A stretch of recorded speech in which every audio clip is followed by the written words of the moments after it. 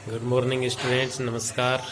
मैं Ramanand Kuldeep, MA previous philosophy के students जो गवर्नमेंट कॉलेज अजमेर से जुड़े हुए हैं उनके लिए मैं फिर से आज स्पिनोजा पे चर्चा करने के लिए उपस्थित हूँ। Benedict Spinoza.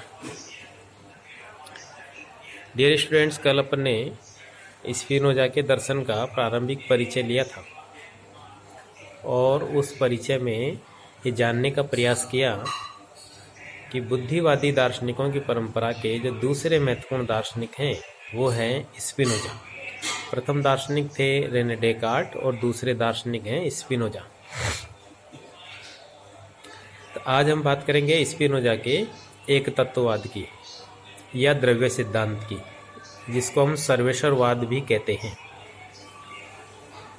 तो याद रखने की आवश्यकता है कि डेकार्ट ने जहाँ तत्व 3 माने थे वहाँ स्पिनोजा ने तत्व केवल एक माना और उसको ईश्वर और प्रकृति एवं अन्य नाम दिए।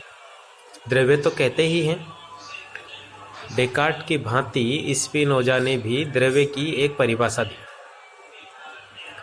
कि द्रव्य वह है जिसका स्वतंत्र अस्तित्व हो और जो स्वतोग्रहित एवं आत्मज्ञात हो।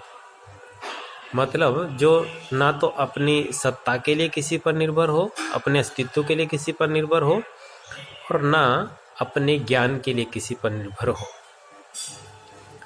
तो जो स्वतोग्रहित और आत्मज्ञात हो वह ईश्वर है, वह द्रव्य है, ऐसा कहा। स्वतंत्र अस्तित्व ये तो उसका प्रमुख लक्षण है ही, ये तो माना ही, डेकार्ट ने भी माना था और स्पिनोजा ने भी माना। पर अंतर ये था कि डेकार्ट जहाँ तत्वत्रय 3 तत्वों की सत्ता स्वीकार करता है वहाँ स्पिनोजा केवल एक तत्व मानता है और वह तत्व है द्रव्य। तो स्पिनोजा के मत को अपन सर्वेश्वरवाद या एक तत्ववाद या एकेश्वरवाद आदि नाम से पुकारते हैं। अब इसके एक तत्ववाद की जो प्रमुख विशिष्टताएं हैं, जो जिसके आधार पर हम इसके एक तत्ववाद को समझ सकते हैं, उस पर बात करेंगे। तो प्रथम तो ये कि डेकार्ट ने अपने इस एक तत्ववाद के अंतर्गत ईश्वर को द्रव्य भी कहा, प्रकृति भी कहा। और ये प्रकृति क्यों कहा? ईश्वर तो कहता ही कहता है, पर प्रकृति क्यों कहा? वो इसलिए कि संसार की प्रत्येक वस्तु, जितनी भी संसार में वस्तुएं हैं, सारी की सारी वस्तुएं द्रव्य ही हैं। उसी ईश्वर का, उसी मूल सत्ता का रूप है। उससे भिन्न इनकी कोई स्वतंत्र सत्ता नहीं। यद्यपि मूला प्रकृति और अमूला या परा और अपरा प्रकृति आदि इस तरह की चर्चा भी स्पिनोजा करते हैं, जिस पर अपन बात करेंगे। फिलहाल इसके द्रव्य को समझने के लिए उसकी विशिष्टताओं की बात अपन कर रहे थे। तो जो पहले, यद्यपि याद रखिएगा अभी अपन एक विशिष्टता बोलने वाले हैं।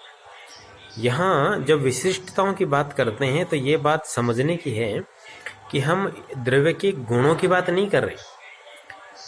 गुणों की, स्पिनोजा द्रव्य को निर्गुण कहता है, अनिर्वचनीय कहता है।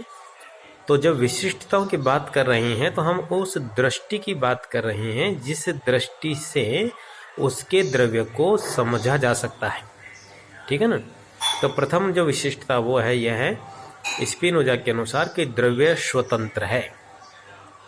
मतलब कि द्रव्य किसी पर निर्भर नहीं, अपनी सत्ता के लिए, अपने ज्ञान के लिए किसी पर निर्भर नहीं करता। द्रव्य की सत्ता स्वतंत्र है। और इसमें फिर स्पिनोजा ने एक बात और जोड़ दी कि द्रव्य स्वतंत्र तो है पर न अतंत्र है न परतंत्र है। तो अतंत्र का अर्थ यहाँ पर यह है कि द्रव्य में कोई अव्यवस्था या कोई आकस्मिकता नहीं है। जो कुछ है सब व्यवस्थित है, पूर्व नियोजित है, नियतिवाद यहाँ पर स्वीकार करते हैं। और ना परतंत्र, परतंत्र का अर्थ है कि द्रव्य से ऊपर कोई सत्ता नहीं जो जिसके ऊपर द्रव्य निर्भर करता हो। इसलिए द्रव्य को केवल और केवल स्वतंत्र कहा, ना परतंत्र और ना अतंत्र। पहली बात। दूसरी बात, द्रव्य निरपेक्ष है। तो द्रव्य किसी के सापेक्ष नहीं, यानी द्रव्य की सत्ता होने के लिए द्रव्य के साथ कोई अन्य वस्तु का होना अनिवार्य नहीं है। द्रव्य पूर्ण रूपेण निरपेक्ष है। इसी से जुड़ी विशेषता, द्रव्य पूर्ण और आप्तकाम है। आप्त काम इच्छा रहित, यानी द्रव्य की कोई इच्छा नहीं है। क्योंकि ध्यान दीजिएगा, इच्छा शब्द जब अपन बोलते हैं तो इच्छा किसी न किसी अपूर्णता का प्रतीक है, यानी कोई चीज़ की कमी होती है, उस कमी की पूर्ति करने के लिए हम इच्छा शब्द का प्रयोग करते हैं। इसलिए ईश्वर को आप्त काम कहा और पूर्ण कहा। द्रव्य एक है, ये तो है ही, क्योंकि द्रव्य जब हम स्पिनोजा के मूल जो दर्शन है उसकी बात करें, जिसमें हमने एकेश्वरवाद की तो चर्चा की, तो द्रव्य स्वरूप में अस्तित्व में एक है। और द्रव्य निरपेक्ष ये बात अपन ने की, पूर्ण और आत्मकाम है ये बात अपन ने की, द्रव्य स्वतंत्र है ये बात अपन ने की। द्रव्य दिक् काल अपरिच्छिन्न है, यानी देश और काल के अंतर्गत द्रव्य की चर्चा नहीं की जा सकती। स्वयं देश और काल की सत्ता भी द्रव्य पर निर्भर है। देखिए, सामान्य कोई वस्तु होगी ना, तो सामान्य वस्तु की सत्ता के लिए तो हम देश काल पर बात करते हैं, लेकिन द्रव्य ईश्वर जो है उसकी सत्ता को देश काल में हम बांध नहीं सकते, इसलिए उसको देश काल से परे मानते हैं। तो दिक् काल अपरिच्छिन्न है, ये द्रव्य की विशेषता है। फिर द्रव्य की अगली विशेषता है कि द्रव्य निर्गुण और अनिर्वचनीय है। जब इस बात को थोड़ा सा विस्तार से समझने की आवश्यकता है कि स्पिनोजा द्रव्य को निर्गुण कह रहा है, तो इसका मतलब है कि द्रव्य में सीमित गुणों का अभाव है। द्रव्य निर्गुण क्यों है? क्योंकि स्पिनोजा ये मानकर चलता है कि यदि हमने द्रव्य में 1, 2, 5, 10 गुणों का आरोपण कर दिया, तो इसका अर्थ यह है कि द्रव्य की सत्ता और द्रव्य का स्वरूप वहीं तक सीमित हो गया, इसलिए द्रव्य को निर्गुण कहा जाता है। मान लीजिए, जैसे मैं उदाहरण दिया करता हूँ क्लासरूम में, कि एक बोर्ड है जिस पे अपन लिखते हैं पढ़ाने के लिए, तो अपन या तो ब्लैक बोर्ड बोलते हैं, आजकल चूंकि ग्रीन बोर्ड भी चल पड़े हैं, तो एक शब्द बोलेंगे हम, ब्लैक बोर्ड। अब हमने इस बोर्ड को यदि ब्लैक कहा है तो जाहिर सी बात है कि यह अन्य कलर में नहीं हो सकता, सिर्फ और सिर्फ ब्लैक ही होगा। तो इसी तरह से यदि हमने द्रव्य पर कुछ गुणों का आरोपण किया तो द्रव्य उन गुणों तक सीमित हो जाएगा। इसलिए द्रव्य को इन्होंने, स्पिनोजा ने जो है वो निर्गुण और अनिर्वचनीय का। अनिर्वचनीय का अर्थ ये कि उसके जब गुण असीमित मात्रा में है, उसके गुणों का वर्णन नहीं किया जा सकता, तो अनिर्वचनीय है।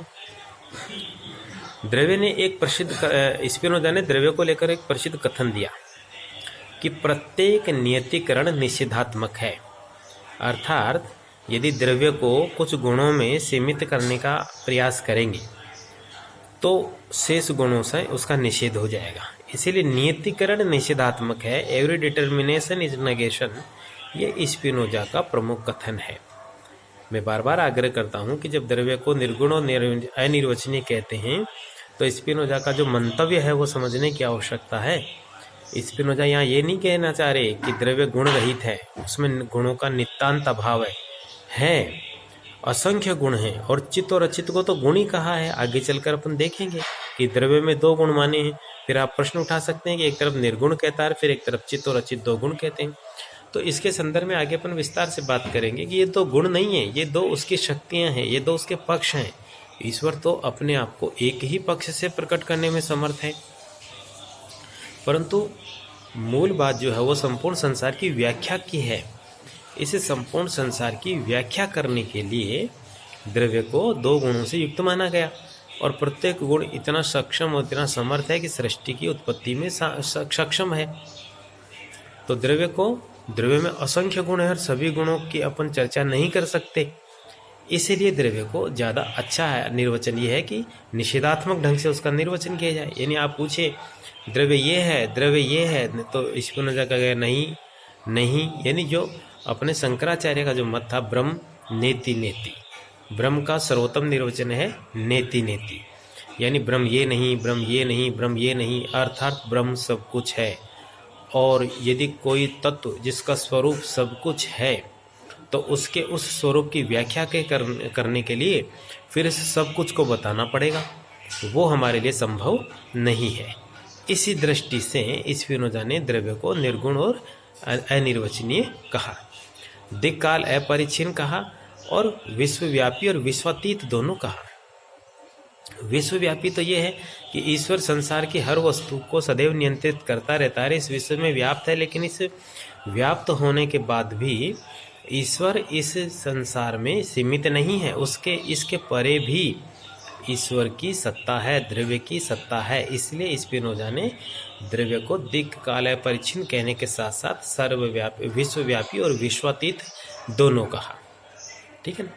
और बुद्धिगम्य है। बुद्धिगम्य का अर्थ है कि इस द्रव्य को यदि कोई जानने समझने का प्रयास करेगा तो वो इंद्रियों के माध्यम से नहीं जान सकता, इसको सिर्फ और सिर्फ बुद्धि के माध्यम से ही जाना जा सकता है। बुद्धि के जो अपने नियम हैं उन नियमों के माध्यम से ही इस द्रव्य की व्याख्या की जा सकती है। इसलिए स्पिनोजा ने इसको बुद्धिगम्य कहा। लेकिन बुद्धिगम्य कहने के साथ साथ स्पिनोजा ने यह भी कहा कि ये बुद्धिगम्य तो है लेकिन पूर्ण गम्य नहीं, यानी बुद्धि के द्वारा जाना जा सकता है लेकिन पूरी तरह तो बुद्धि के द्वारा भी नहीं जाना जा सकता। इसीलिए तो स्पिनोजा ने निर्गुण और अनिर्वचनीय कहा था।